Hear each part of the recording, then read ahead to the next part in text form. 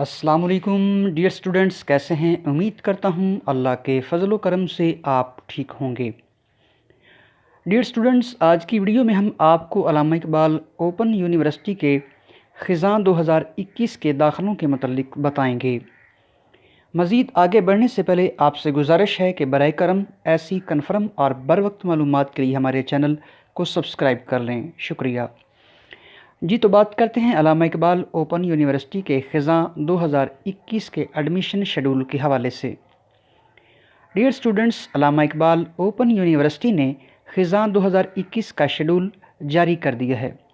अल्लामा Iqbal open university साल में 2 मरतबा दाखिले ऑफ़र करती है, जिन्हें सेमेस्टर बहार और सेमेस्टर ख़िज़ां का नाम दिया गया है।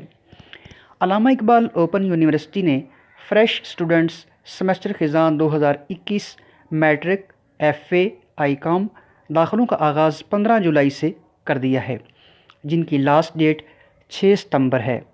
और PhD, MPhil, MBA और BSc रेगुलर दाखिलों का आगाज़ भी 15 जुलाई से कर दिया है और उनकी लास्ट डेट 23 अगस्त है, जबकि कंटिन्यू स्टूडेंट्स के दाखिला फॉर्म 15 अगस्त को अपलोड होंगे, जिनकी लास्ट डेट 15 सितंबर 2021 होगी।